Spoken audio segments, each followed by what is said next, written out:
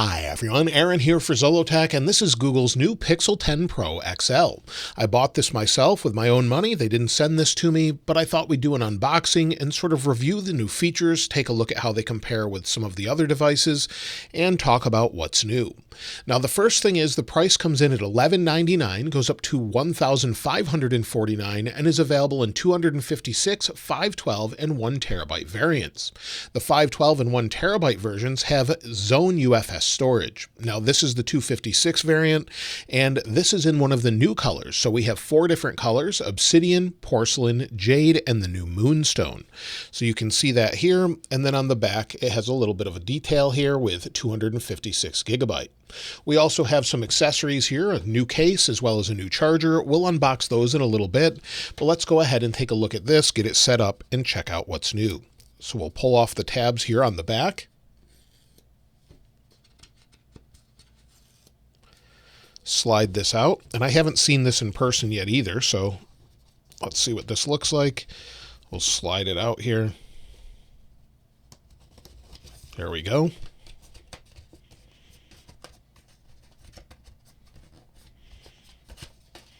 Let's take the top of the box off.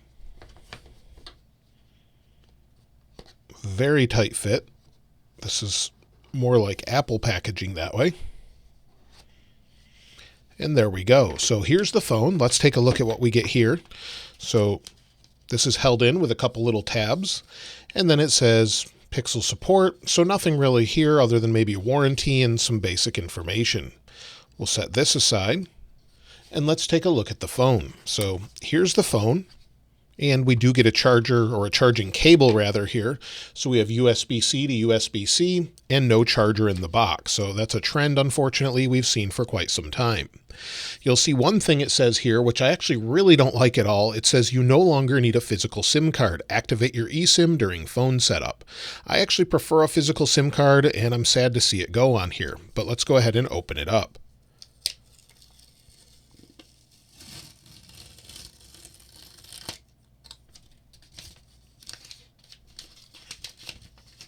So there's the phone itself. I really like this color overall.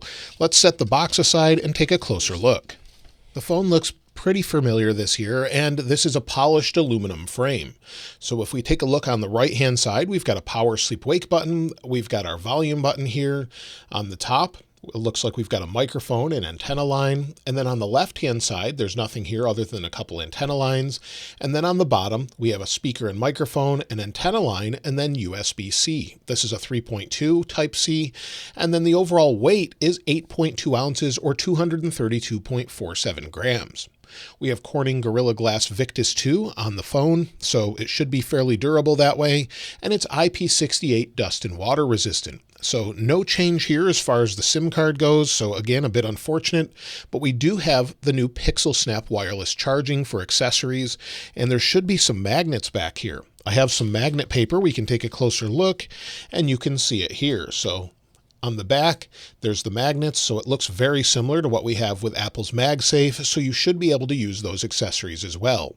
Many people wanted to know how strong this is compared to what we have with MagSafe, so I'll check this out with the stand a little bit later, but I do have a MagSafe charger right here, and let's see what we've got. So let me push this aside, and you'll see here that it adheres pretty strong. It actually feels very strong. It will hold the phone itself, and I could let it sort of fall free, but the MagSafe accessories seem to work pretty well with them. And you'll see that booted it right up since it started to charge. Now, as far as the overall size, well, let me show you that since we have a Pixel 9 Pro XL right here, and they should be the exact same dimensions. So we'll let this boot up here. We'll give it a moment, and you'll see the overall dimensions very similar as far as size. No change there whatsoever. And even the antenna lines are in the same place. Again, if we move it this way, you've got the same dimensions, same thickness, everything else. So basically the exact same thing. So you can see that, and now it's booted up, and it says hi there. So again, the only difference really on the outside is on the bottom, we don't have a SIM card tray. Again, a bit unfortunate. So that's the main change here, at least physically, where there's no SIM card tray as far as that goes. Now, one thing I did want to show is maybe you do have a Pixel 9 Pro XL and maybe you have a Pixel 9 Pro XL case. Let's see if it fits the new phone. Now, it won't have any magnets in the back, and we'll take a closer look at the other one, and it looks like it won't fit. So the camera bar itself does not fit into this case, so you'll need new cases with the Pixel 10 Pro. So if you have a Pixel 9 or a 10 Pro XL and a 9 Pro XL, you'll need some new cases. So that's a bit unfortunate, but I'm sure that's somewhat to do with the overall magnet ring that's in the back, since you don't really get to use it very well with this style case, but with a newer case, you'd be able to. Let's go ahead and get it set up. So we'll go ahead and tap next there. We'll select English, but of course, select whatever language you'd like. And it says set up using another device, Pixel or Android device, iPhone or iPad. We'll use Pixel or Android, and then we can set it up here. Now, I didn't even have to scan it, but it popped up on the S25 Edge, so we'll go ahead and set that up. It says connecting, so we'll give it just a moment here, and we'll transfer everything over. Now we have to verify it's me, so I'll put in my PIN. Very strong haptics, I noticed, putting in the PIN anyway. It's connecting to the overall Wi-Fi connection here. Now it says connect to mobile network, so it says set up eSIM or skip. I don't really want to change from a physical SIM card to an eSIM card, but if we went ahead and do set up eSIM, you can then select your network. So in this case, it's actually Google Fi, and then it says checking network info, setting up your phone, less than a minute remaining. But I wanted to share this with you. Of course, you can transfer eSIMs from your Android phone to another Android phone. I just really wish it would have been a physical SIM card. It's much easier to swap back and forth and seems like a more reliable way to do it. Now it jumped right to Google Fi. You can see this here where it says just a moment. It says, do you want to move your number to this phone? We'll go ahead and hit move number. It says just a moment. Then it says, welcome to Google Fi. Your service will be ready in about 5 minutes. You can continue setting up in the Fi app. We'll tap next. Now it says set up fingerprint unlock. So we'll go ahead and do that. We'll get that set up. We'll tap agree, and then we'll just set this up pretty quickly. So it says set up with screen protector, or we'll just hit start. So we'll go ahead and do this.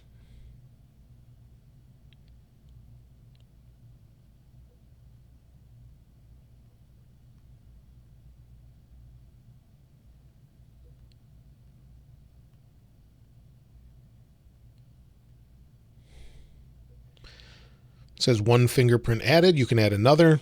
Now it says looks good, and then we've got that set up. Now it says set up face unlock. So we'll go ahead and do that, and then tap I agree, hit start, and you'll see it says move phone lower, tilt your head up, tilt your head down, and it's set up. And we'll check that a little bit later, as some people want to know if it will work in the dark. Now it says copy apps and data. You can choose to copy apps, photos, contacts, and more. We'll go ahead and hit next, and it says getting ready to copy. I had to agree to Google terms, set up backup, and now it says discover Google AI at its best. We'll tap next. It says meet Gemini, your personal AI assistant, and it's showing you how you can use it. We'll take a look at that a little bit later. And it says get helpful info and actions right where you need them. So this is new Magic Queue. It says it uses AI to show you useful details and time-saving actions based on the app you're using. For example, if friends ask you for your flight number in a chat, Magic Queue can find it in your Gmail, saving you the search. So that's something that's new that we have on Pixel 10 Pro. So you'll see Daily Hub. It says as part of your home screen experience, Daily Hub is a space for content suggestions to simplify your day and help you achieve your goals. So again, we'll turn that on.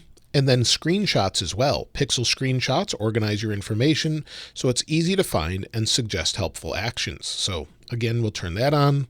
We have call assist. And then we also have some other features such as car crash detection, Pixel satellite SOS, crisis alerts, and more in Personal Safety app. Now it says anything else. We can set up other things. We'll say no thanks, and it's copying all my data from the S25 Edge. And as far as the overall specs, well, this time around we have a 6.8-inch Super Actua display, 1344 by 2992 LTPO OLED at 486 pixels per inch. It's a 120 Hz display, up to 2200 nits regular and HDR, and up to 3300 nits at its peak brightness.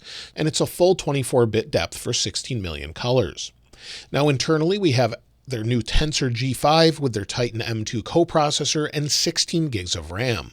When it comes to wireless, we have Wi-Fi 7 802.11be, Bluetooth version 6 with antenna diversity, and that's for enhanced quality and connection, as well as an ultra-wideband chip and Thread networking support. So all of those things are included.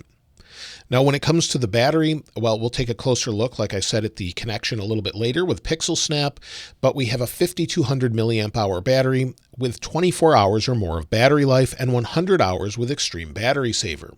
Now, in some tests, such as those from Linus Tech Tips, they actually found that the S25 Edge was beating the Pixel 10 as far as the overall battery life. So I'll have to try this out for myself, maybe give it a week or so, see if it takes that long to sort of settle everything and then gets better battery life. But the S25 Edge surprisingly will get me through a day.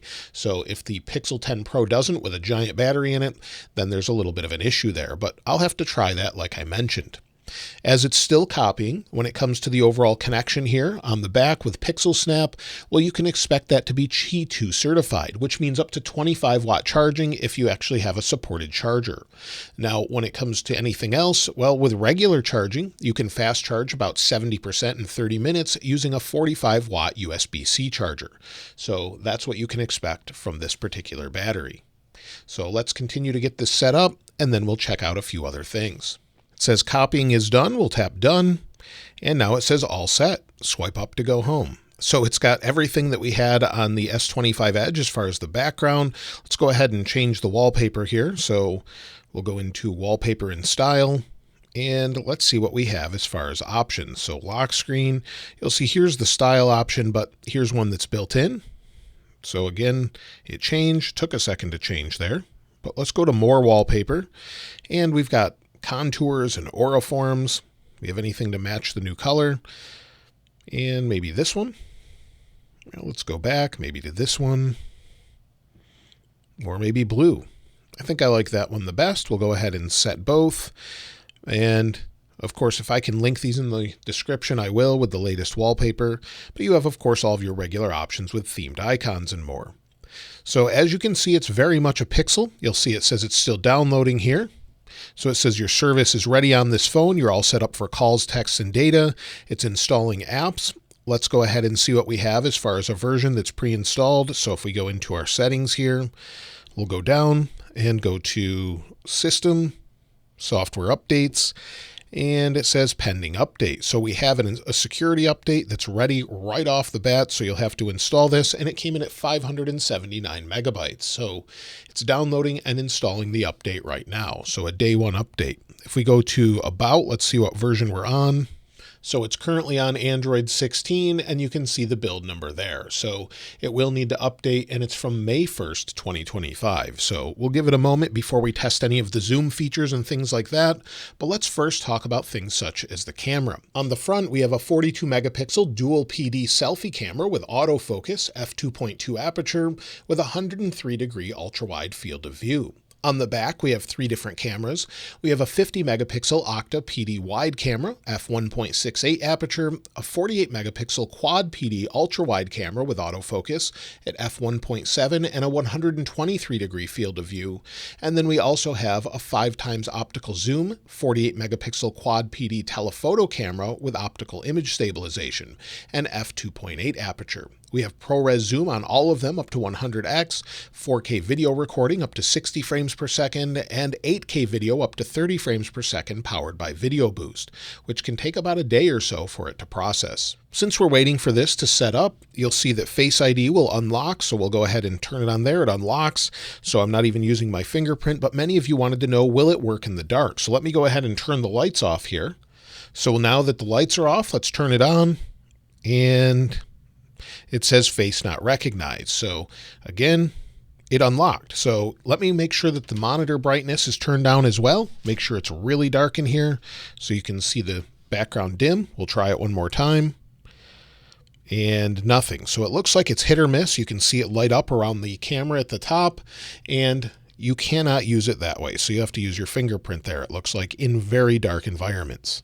While we're waiting for it to update, the SIM card has updated, and you'll see here if I text from my iPhone over to the Pixel phone, this is a text from the iPhone 16 Pro Max to the new Pixel 10 Pro XL. You'll see it there. It came in immediately, and so the eSIM is working now, and it was pretty seamless. It took a little bit less time than I saw on an iPhone to transfer as well. So I'll let this update, then we'll come back and take a look at some more of the features. Everything has been updated, and you can see we're on the latest update from August 5th, 2025, and the Google Play system update is at June 1st. So we're ready to go there. It took a little bit to update, and you can see the actual navigation menu is what you would expect with the latest version of Android 16, with all of the different color icons and more. If we go into our notifications, you can see it's got a few different things here, which are really nice. Notification cooldown is now on. Your device volume and alerts are reduced automatically for up to 2 minutes when you get too many notifications at once. So that's nice. Of course, we've got satellite SOS. We can take a tour of the Pixel with all of the latest things that are on this device. So we have Magic Queue, which says get suggestions for useful info while on calls. So this is something that's new on this device, so it's easy to show you with this. You call an airline to make a change to your flight. Magic Queue will find the flight info from your recent emails, and during your call, Magic Queue can show you details like the flight number and confirmation, and then it shows you all of that information. If we go to the next thing, you'll see it in messages as well, so that's one of the new features. And then you have it in Gboard, so it can recognize things and give you reminders and things like that. If we go back in, we have also Camera Coach, so that's something we'll try in just a moment where you can try it with your camera. It tells you how to take a better photo. However, if you're good at taking photos, I'm not great at taking photos, but if you're good at taking photos, it can actually suggest some things you probably already knew, but if you're not, it could be helpful. We have Auto Best Take this time around, magical editing in Google Photos, create music and recorder, a voice translate, Pixel Journal, Notebook LM, share URL to Notebook LM, and share transcripts. So lots of things that are in here. Now, if we go into the camera, open it up here, and it says before you start, and these were all on by default. So you can see here, motion photo, top shot, auto best take, 100 times ProRes zoom. We'll tap done, and of course you have your normal options here. So if we bring in maybe the box here, of course you can see what we have. So we have our options here. If we go in here, we have night sight, auto, and then you have motion photo, macro focus, full image. You have a pro mode here as well. You can change the resolution to 50 megapixels. And then also we've got some options here. So lots of things. It's really nice to be able to quickly go into different things. I typically use a grid, for example. You'll see keep selfies as seen, guided frame for people with blindness and low vision, camera coach, and more. So if we go back, let's bring this down. Again, we can go into our video options here, and then we have additional options. So in the top left, let's see what we've got. So we want 4K, 8K, you really can't see it. Nobody has an 8K screen. And then of course you have up to 60 frames per second. You have 10-bit available and 30 frames per second. And then you have macro focus. If we go into more, you've got video stabilization. You've got other options with locked. And then of course, depending on your resolution, you have additional options. So that's what you can expect there. If we go into settings, you've got exposure and white balance. So all the things you would expect. And then, of course, you can go into your different options with slow motion, time-lapse, and everything else. Now, one person asked me, what's it like maybe if you're switching quickly between lenses? So you'll see here it says Video Boost. We know about that. Let's go ahead and switch between lenses. We'll go to ultra-wide here. We'll go to the first, second zoom, and then 5 times zoom. So it's pretty fast overall. There's a slight lag there, as you can see, and a little bit of a jump from if we go to ultra wide to 5 times zoom, but generally pretty smooth compared to what I've seen before. So not really that bad, definitely usable at least in video. Of course, we have blur. It says tap on a subject to focus. And then it's sort of a portrait blur in the background, so lots of nice options there. Let me go ahead and take a few photos, see what it's like, as many people were asking me to maybe check out how the 100 times zoom is, and I'll compare it to something like an iPhone. I went outside and compared the iPhone 16 Pro Max with the new Pixel 10 Pro XL.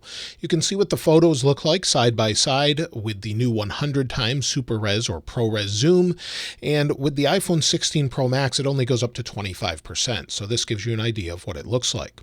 Also, just walking in a forest on a trail, this shows you what they look like with video at 4K 60, so it looks okay, but let me know which one you think looks best. And then for the selfie camera, this is the forward-facing camera from the Pixel 10 Pro XL, just handheld, and you can see the background here. It looks like the iPhone isn't handling the background as well on the 16 Pro Max. It looks a little bit blown out, at least on my display, and you can see again with the Pixel 10 Pro XL, it definitely looks a little bit better, but maybe the skin tones are better on the 16 Pro Max. But let me know what you think in the comments below. As I sort of swing around here, you can see how it handles the difference in light. And overall, it's hard to say which will be best when on a larger screen, but again, let me know which one you like best. If we go into the photos we just took, maybe go into this one here, we can go to edit. And of course, we have a bunch of different options now with dynamic. We have AI enhance, where it takes a moment and then enhances this. So it says generating. So again, give it just a moment here. Then it changed it a little bit. Of course, we have some different options, however you'd like it, or we can go back to enhance or just go back altogether and discard the changes. So, of course, we have a lot of different options with editing today. You can see here some of the images from before that I recorded, some of the video, some of the audio, and of course, we have different options. So whatever you prefer, of course, you can fully edit and use all of the latest features with all of the latest tools with Magic Eraser, Unblur, Best Take, Portrait Blur, and much more. So all of these are available. Most likely they'll be available on many other devices as well. When it comes to PWM or pulse width modulation, the way it actually controls brightness, well, it typically flickers faster and slower to control brightness on an OLED display, and at 240 frames per second slow-mo, it's not easily detectable. So I am above 50% brightness, and in general, it looks like it shouldn't bother most people's eyes. In fact, pixels have never really bothered my eyes for the past few years, but if you're super sensitive to PWM, about 1 in 10 people or so, it can cause you to feel a little bit nauseated or possibly have headaches and eye strain. But so far it looks to be good. I don't have exact measurements, but of course I'll share those later if you'd like me to once I figure that out. When it comes to the speakers, some people ask me how good they are, so let's go ahead and take a listen.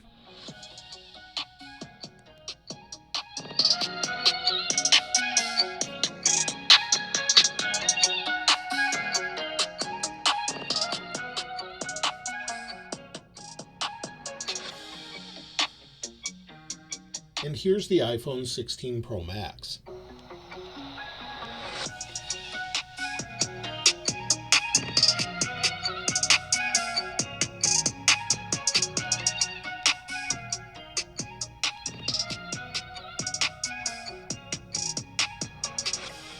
So speakers on the Pixel 10 Pro XL definitely sound a little bit louder, and maybe the treble is a little bit more harsh, but it's very close, and I think anyone with an iPhone would be happy moving to a Pixel or the other way around as far as the speaker goes. But the volume definitely seems a little bit louder, at least on the Pixel 10 Pro XL. Of course, we have Gemini built in. We can tap on Gemini here. We can go right into live, and then we can use the camera to understand what's in the background. So what are you actually seeing right now?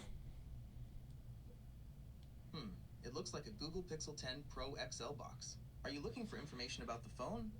And so it understood what that is, and it worked right away. So you have that option along with all the other things with live translate, circle to search, call assist, magic queue, and more. So lots of things here that have been added. Now let's go ahead and take a look at the case as well as the charger. So here's the case, and the case comes in at $49.99. So it's fairly expensive, but let's open it up here. And this is to match Moonstone here, so you can see nothing real special here, just recyclable box. And before we put it on the new phone, since we know it fits there, let's see if it fits on the Pixel 9 Pro XL. So here's the Pixel 9 Pro. So it looks like it will fit. If we press the buttons, it doesn't feel like the power sleep wake button works properly. You can't push it here, and it's slightly moved down. So that's something to note. Maybe if you could slide the case up, but it looks like you can't use the new cases with the old phone. So that's something new. And then with this case itself, we should have a magnet in it. So again, with the magnet paper, if I bring that over here, you can see there's a magnet in here for Pixelsnap. So it will work with MagSafe or Pixelsnap chargers. So again, if I bring in MagSafe, it should attach just like that. And it feels about the same strength, but the magnets in MagSafe are about the same. But again, this will go right on to the Pixel 10 Pro XL, and then you've got this nice soft microfiber insert here. We'll slide that into place, and you'll see that it fits perfectly and matches the color perfectly. That's what I like about these cases with the little G there. So again, the buttons, they work fine. And then of course, you've got the cutouts here for USB-C, microphone, and everything else. And if you're not using a screen protector, you do have a little lay on the table protection here. So you can see that there's a little bit of a lip, but if you do have a screen protector, of course, it will probably match up with the front. Now, as far as the charger, let's go ahead and open that up. So I haven't seen one of these either, but this comes in at a fairly expensive $69.99, and you'll see it says Google Pixelsnap charger. So let's open it up here. See what we've got. Let's see how this opens. There we go. It's fairly heavy too. So here's the charger itself. Then inside, looks like we've got this really thick booklet. So it's got to be in every language, I would imagine. But basically it's a service and support, regulatory information, and that's a little ridiculous, but this huge booklet is included. I'm sure they have to do that legally anyway. And it looks like that's all you get. You don't get a charger with it, which is definitely a bit disappointing for the price. At least it looks like you have space for it. Definitely should be included for $70. So it looks like I have to use one of my own chargers or another one, which is hugely disappointing in my opinion. If we pull this out here, you've got your USB-C adapter. So again, using it with your own charger of choice. So they had room to fit this giant booklet, but no charger. So again, pretty annoying that they did that. Then with this, let's remove the packaging here. And you can see in the back here, this sort of Pixelsnap puck that's here. You can push it out and then use it separately. So that's something I didn't know. So it looks like it just includes the stand. So I guess you could 3D print one of these, I guess, and save some money if you wanted to. But it is a nice sort of rubber material. It doesn't sort of move at all, and it has a G logo on the bottom. But you do have Pixelsnap, so I guess this will help us determine if Pixelsnap or MagSafe is stronger. So let's go ahead and put it on the back. It feels about the same. I would have to put a force gauge on here, but it feels about the same as MagSafe here. Let's remove the case and see if it's the same. So again, we'll place this. You'll see it's charging, so it's active. Doesn't come off easily, but if I wanted to, I can drop it off there. Let's try this one. This actually feels a little bit weaker, so it's easier to drop that off. So it feels like it might be very similar, but not as strong as I had hoped. I do like the look of it though. Let's plug it in, see if it has anything special as far as the way it looks. So we'll go ahead and put it on the back. It looks the same like you would expect, and it's charging in the upper right. So that's all there is there.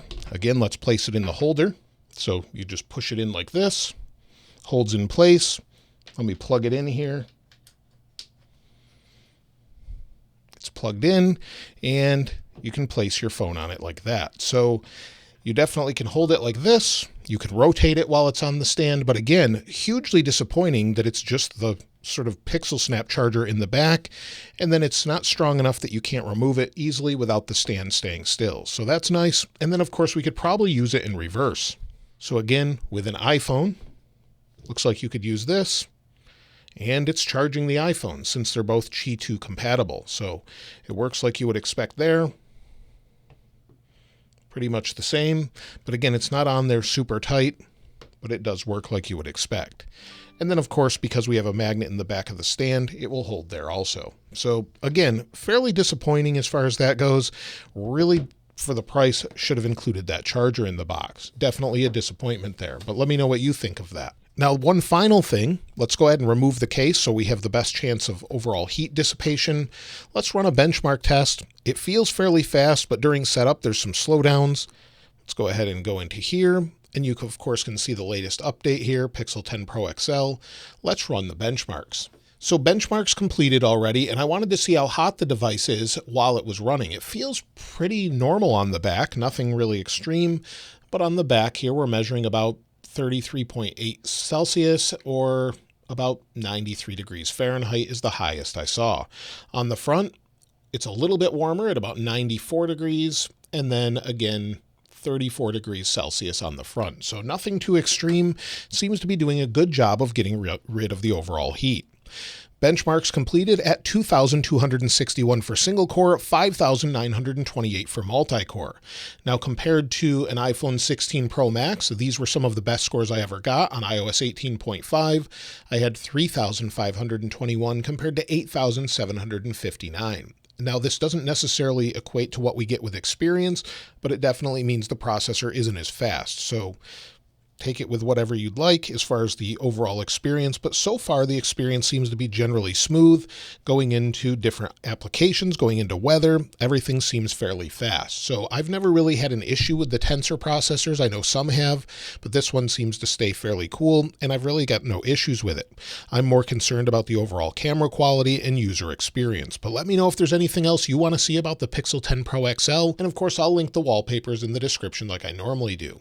If you haven't subscribed already though, please subscribe, and if you enjoyed the video, please give it a like. As always, thanks for watching. This is Aaron. I'll see you next time.